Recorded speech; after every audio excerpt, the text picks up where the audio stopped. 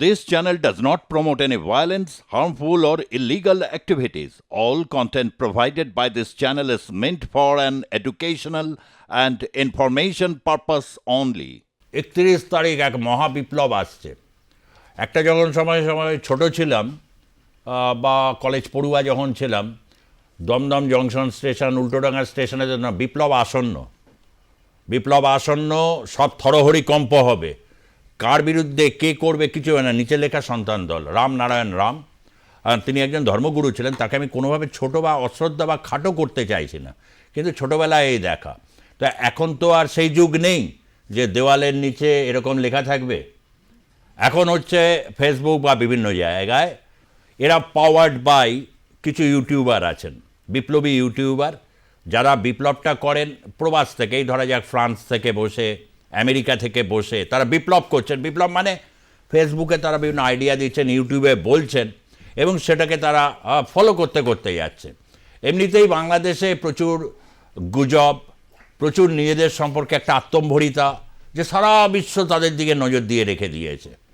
এদিকে সুযোগ পেলেই হচ্ছে এর কাছ থেকে যদি 2% পাওয়া যায়, মানে একটু চাল, ওখান থেকে ডিম, চায়না থেকে এগুলো পাবো, এই নিয়ে সারাক্ষণ একটা ব্যস্ত থাকা। এবং মাঝে মধ্যে কিছু জিনিস আসে যেটা একটা খুব উৎকৃষ্ট বিনোদন বা তাদের কাছে অত্যন্ত পছন্দের বিষয়। বিভিন্ন হুজুররা আসেন, তাদের হচ্ছে জ্বালাময়ী ভাষণ দিয়ে একেবারে তাদের বলে যে ইসলামিক পথ অনুসরণ করো।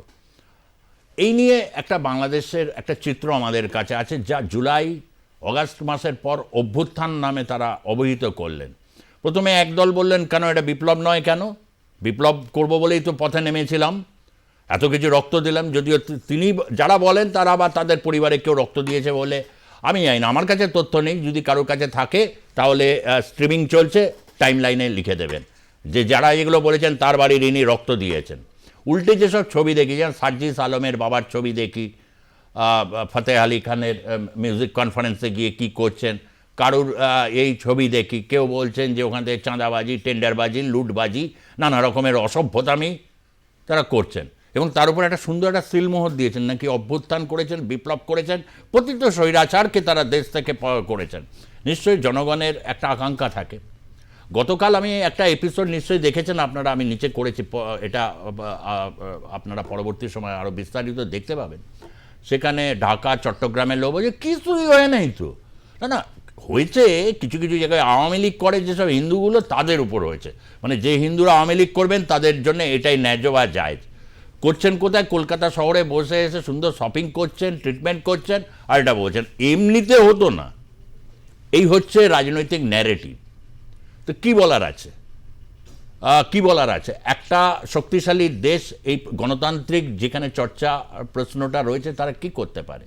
যাকে এইসব কথা সালতামামি না করে একদম সরাসরি যদি বিষয়ে আসি, তাহলে দেখাবো 31 তারিখ এক বড় কী হচ্ছে, কি বলছে বাংলাদেশে এবার। 31শে হুঁশিয়ারি, 31শে মানে ইয়ার এন্ডিংয়ের দিন, 31শে ডিসেম্বর কি বড় পদক্ষেপ এই নিয়ে চলছে। এমন হুঁশিয়ারি বৈষম্য বিরোধী ছাত্র নেতাদের, তারা এক একজন হুঁশিয়ারি দিচ্ছেন। সোশ্যাল মিডিয়ায় হুঁশিয়ারি হাসনাত আবদুল্লাহ, এর নামটা বলতে হবে, এর জন্য 5 জনের চাকরি গেছে। মানে সরাসরি গিয়ে তিনি বলেছেন এই 4 জনকে ছাঁটাই করতে হবে। সিটি গ্রুপের মালিকানাধীন চ্যানেল, সেই চ্যানেলের 5 জনকে তাদের ছাঁটাই করতে বাধ্য হয়েছে, এবং তারা পরে স্বীকারোক্তি দিয়েছেন। তাদের সেই সাহসকে সম্মান জানায়। সেই যারা প্রডিউসার রয়েছেন বা যারা লগ্নিকারক রয়েছেন, তারা বলেছেন হ্যাঁ হাসনাত আবদুল্লাহ এসেছিলেন, এবং পরে মিমিউ করে বলছে না আমি গেছে। তাহলে তুমি প্রেস কাউন্সিলে যাওনি কেন? বলে ও শুনিনি। মানে অস্বীকার মোডে, ডিনায়াল মোড, যেটা রিসেট বাটনের একটি গুরুত্বপূর্ণ অংশ। সে কী লিখেছে? এটা মুজিববাদের কবরের ঘোষণা। কমরেডস, 31 ডিসেম্বর নাও আর নেভার। 31শে ডিসেম্বর বৈষম্য বিরোধী ছাত্র আন্দোলন এখন তাদের বড় পদক্ষেপ নিতে চলেছে। কি বড় পদক্ষেপ নিতে চলেছে? নিশ্চয়ই আপনাদের মধ্যে প্রশ্ন আসছে।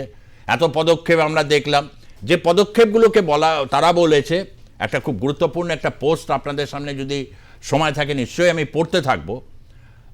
সেখানে বলছে যে বিপ্লবের নাম হচ্ছে ইউটার্ন নেওয়া।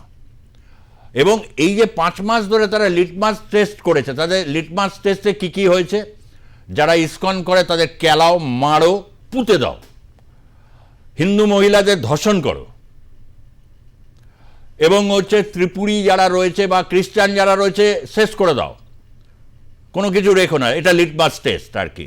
তারপরে তারা 31শে ডিসেম্বর, মনে রাখবেন 31শে ডিসেম্বর ইংরেজি মতে 31 সেদিন একটা ব্যাপার ঘটে, ইয়ার এন্ডিং, লোকের একটা অন্য মেজাজ থাকে, সেদিন তারা মহাবিপ্লব ঘোষণা করবেন। কিন্তু মহাবিপ্লবটা ঠিক কী হতে চলেছে এই ব্যাপারে আজকে কিন্তু সুলুক সন্ধান আগে ভাগেই দিয়ে দেবো, আগে ভাগে দিয়ে দেবো। তার কারণ ভাই আমরাও বুঝি অত সোজা না, অত সোজা না। এখানে একটা প্রবাদ আছে, বাঙালকে হাইকোর্ট দেখিও না ভাই।